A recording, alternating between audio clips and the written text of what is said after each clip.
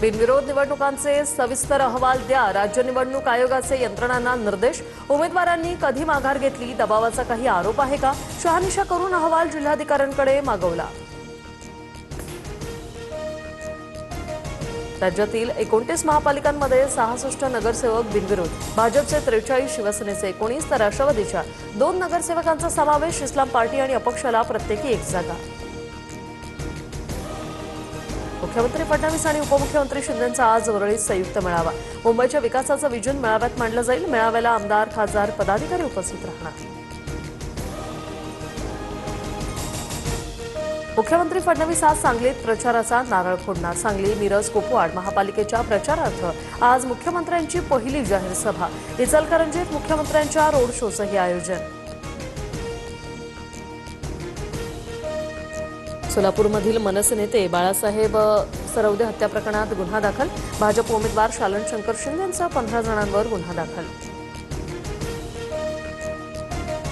नाशिकमध्ये भाजपचे बंडखोर आणि अधिकृत उमेदवार यांच्यामध्ये फ्री स्टाईल राडा। अर्ज माघारी घेण्यासाठी जाताना उमेदवार शिरसाट अंगावर धावून आल्याचा आरोप। राड्यानंतर बंडखोर वंदना बिरारी यांचा रुद्र अवतार।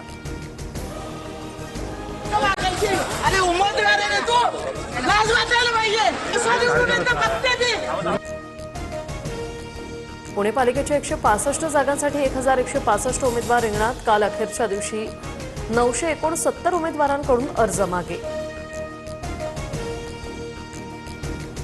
राज्याच्या पोलीस महासंचालक रश्मी शुक्ला निवृत्त। सदानंद दाते आजपासून राज्याच्या पोलीस महासंचालकपदी।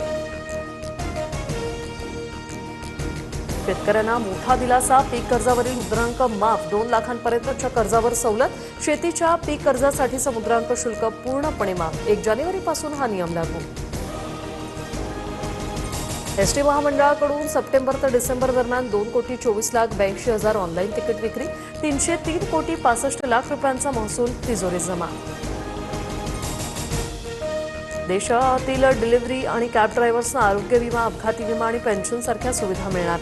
सोशल सिक्युरिटी कोड 2020 अंतर्गत नव्या नियमांचा मसुदा जाहीर।